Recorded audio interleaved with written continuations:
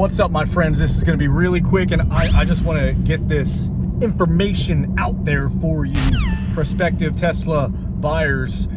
I see a common question, a common principle between a lot of the inquiries I get with all of you. This is a 2022 Tesla Model S Plaid. I'm about to pull up to my fiance's car in a second. This isn't my house. This isn't our house, but there's a lot of cars here.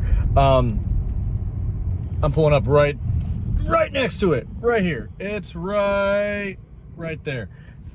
The reason why I wanted to show you that is because I've had 5 of these cars, okay? And every single time we get one, the next one is so much better, incrementally better. And there's also inconspicuous things that you wouldn't consider to be better in the sense of perhaps the battery being just better formatted, better cells, better quality of something, or newer tech, newer hardware, software. Yeah, I guess once you really jump time into like 10 years newer car, then you are going to be dealing with software that is newer because you can't update after a certain while. The updates stop being sent out almost just like a phone would. This video isn't about anything, my opinion on that stuff. It's really just my opinion on,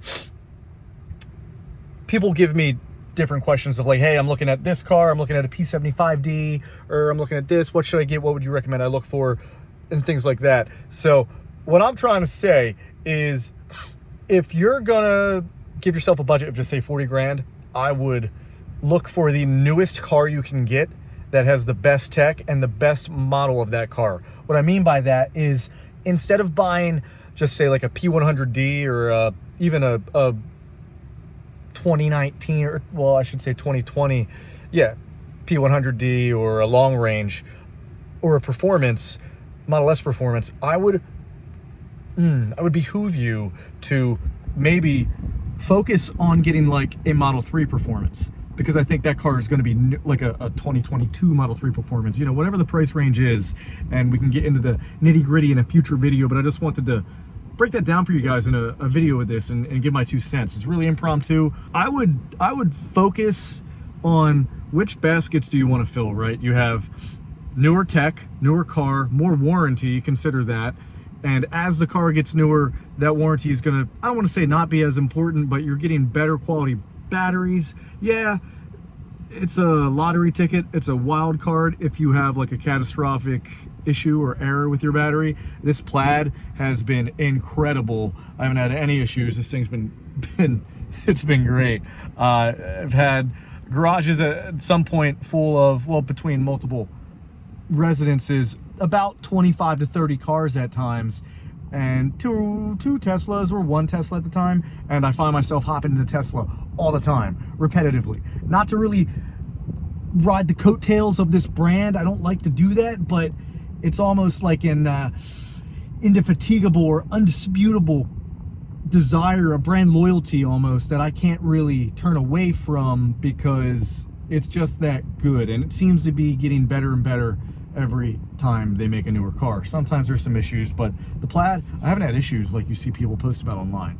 And yeah, maybe that's just, maybe I'm an outlier. Who knows? I really think the outliers are the people complaining online, because you get a lot less of them out of how many of these get sold per year, how many of these are being driven all the time, and people aren't complaining. Something to consider, right? So if you're gonna fill the bucket of newer car, newer tech, longer warranty, versus speed, or, oh, I just want the prestigious Halo car, I want the Model S, I don't want the Model 3 because of the air suspension and all that stuff. Keep in mind, that stuff costs money to fix once you're out of warranty. Air suspension on a Bentley can be 20 grand, 25 grand to replace all the bags, which I think they're supposed to do every so many miles. But once that fails, those are time bombs, you know what I mean? I'm not saying the air suspension is going to fail, but it could. And do you want to be the person that deals with that? I don't know. A lot of this stuff is kind of easy to fix, but some things I think are right to repair, like Tesla specific.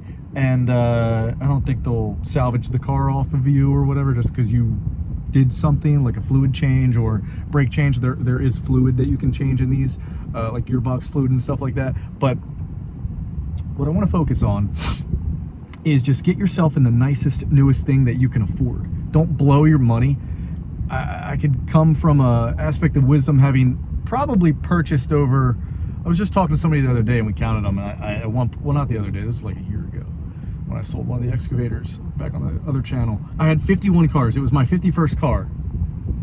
The Z06, I think, was my 51st car. So that said, I probably have like had over 60 some cars total now, and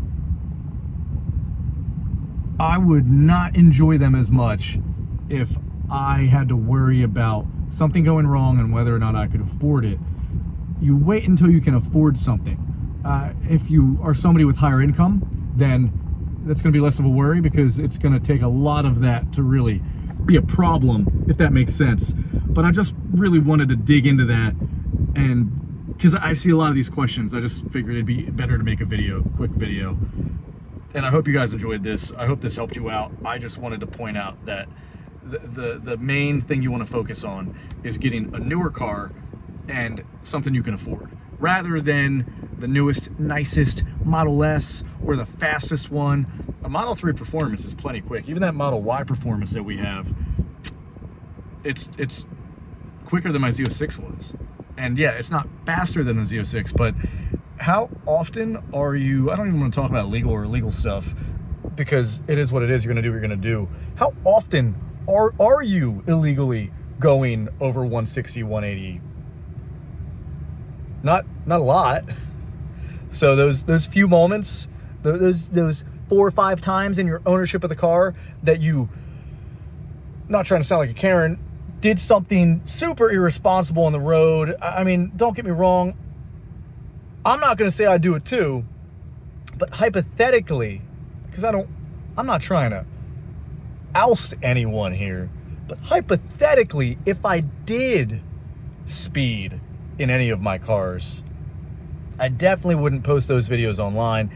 And also, what I wouldn't do, I wouldn't talk about it. So hypothetically, if that was something I was doing, I would make sure I would keep everyone but myself, because I'm the one doing the activity, I would keep everybody out of harm's way as possible. So waiting until the roads are totally empty and whatnot, or as empty as possible. Just something to consider, okay? Speed isn't everything. Top speed especially isn't everything unless it's a track car. And again, you just got to think about, what are you doing most often? Are you daily driving the car? Then maybe focus on something like a Model 3 or a Model Y. Get a Performance if you want a little more fun. You're road tripping a lot, maybe get a long range. Charging capabilities are so much better now, where it's really not that big of a deal, but it's something we can get into in another video. But I just want to make some more videos like this, kind of answering you guys when I see a lot of the same questions building up. And yeah, that's all. So maybe I'll get this edited up and just post it. Might just do the raw run through of this entire thing just to get it out there for you guys, because I keep seeing a lot of these questions. So just want to help you out for those who are prospective buyers, owners, whatever you want to call it. But just enjoy the car, have fun, and don't die. That's all I got for you.